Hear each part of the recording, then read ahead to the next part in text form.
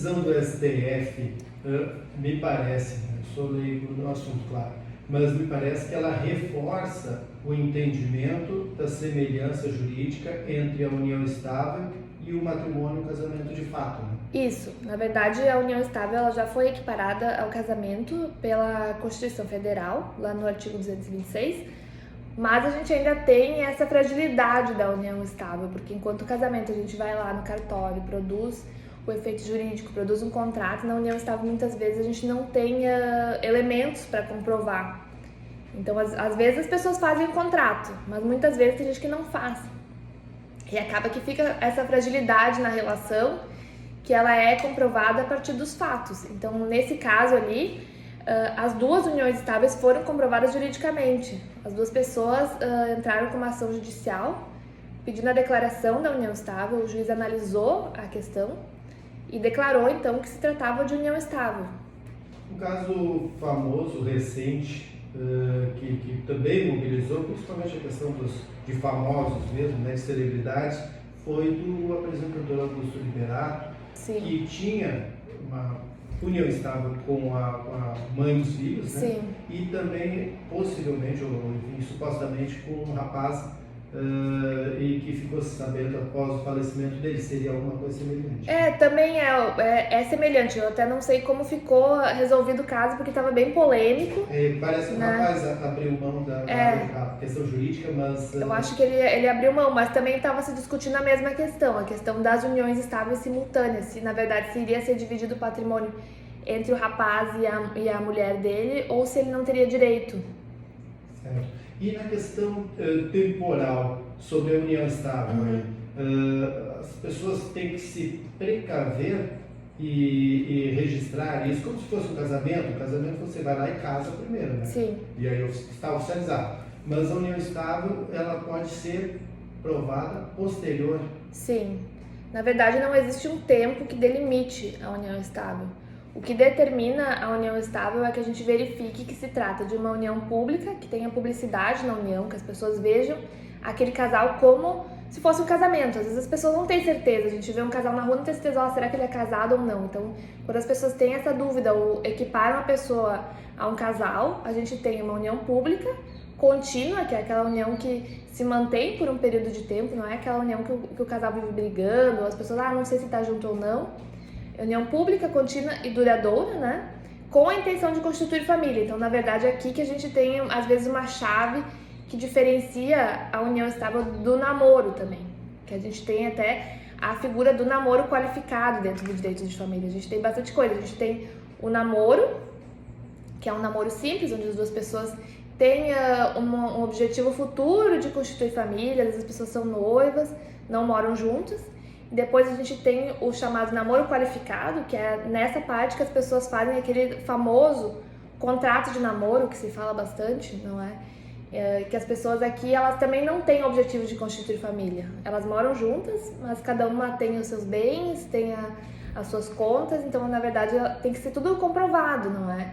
Elas não têm o objetivo de constituir família. Daí a gente vem com a união estável, que é a união estável então quando a pessoa tem filhos, quando adquire uma casa juntos, as pessoas caminham juntas, já estão há anos juntos. Aqui a gente tem já a união estável. O ideal é que as pessoas façam o contrato de união estável para garantir os seus direitos, porque no contrato até a gente pode estipular quando começou a união. Então a pessoa vai lá no cartório e diz, olha, minha união começou lá em setembro de 2016, daí a gente tem um efeito retroativo desde aquela data. Não é? Então, por isso que é importante, até para fins previdenciários, porque se um dos companheiros morre, o outro companheiro já tem assegurado o direito à pensão por morte. E também para fins de sucessão também, porque a gente também, era uma outra matéria que tinha bastante discussão, porque o STF também já se pronunciou, que é a questão da sucessão do companheiro, se o companheiro teria direito ou não a receber alguma cota da herança. Mas, felizmente, ele foi equiparado ao cônjuge, então hoje a gente não tem nenhuma diferença significativa entre o cônjuge e o companheiro, mas é nessa questão da Constituição e a questão, talvez, da segurança jurídica para que se faça a prova contra terceiros.